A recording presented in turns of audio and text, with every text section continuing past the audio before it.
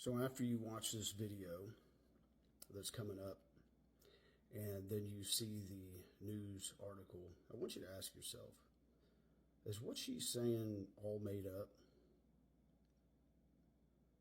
Or is it truly the next phase in humanity?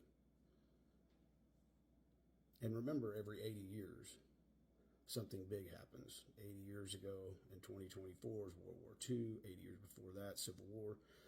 You can keep going. But just ask yourself that question. The final goal is to eradicate humanity as we know it.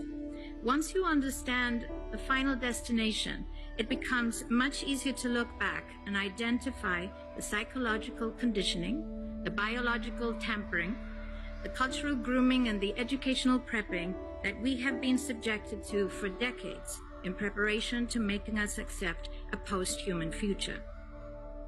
It takes a lot of physical and psychological abuse to get an intelligent species like ours to agree to its own extinction.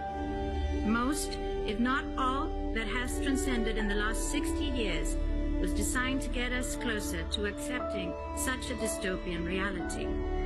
Whether you care to accept it or not, we live in a hyper-controlled matrix where our perception of reality is meticulously planned, managed, and executed in order to control and steer us in whichever direction they wish. And the direction is a post-human world. For this, they first needed to destabilize, dehumanize, and demoralize humanity through every means possible. The destruction of the nuclear family, children being indoctrinated by the state, abortion, the eradication of God and spirituality from education, life in megacities and away from nature, toxic food, air and water, social media, replacing real human connection and interaction, engineered financial crisis and taxation, endless wars and massive migration, stress, anxiety, depression, drugs and alcohol, constant fear-mongering, moral relativism as the new religion, and I could go on and on about how humanity has been influenced and forced to move away from all the things that give us strength, security, purpose, and meaning. A weak, immoral, disconnected, ignorant, and unhealthy population is an easy target for the next stage, the creation of an entire generation of androgynous beings. Masculinity is under attack psychologically, culturally, and biologically. Women are being replaced in sports, entertainment, and politics by men pretending to be women. And children are being indoctrinated at school to think that gender is a choice. The transgender movement is not a grassroots movement. It comes from the top.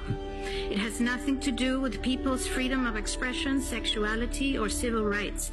It's an evil psyop with a clear agenda to get us closer to transhumanism by making us question the most fundamental notion of human identity, our gender.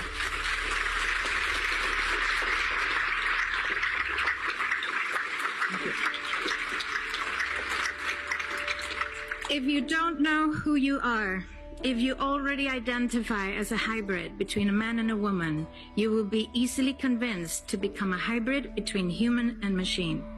Gender ideology is the 2 + 2 = 5 from George Orwell's 1984 dystopian novel.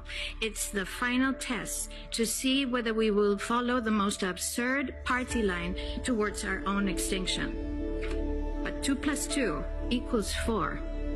And no matter how you choose to dress, call yourself, or change your physique, will not change that.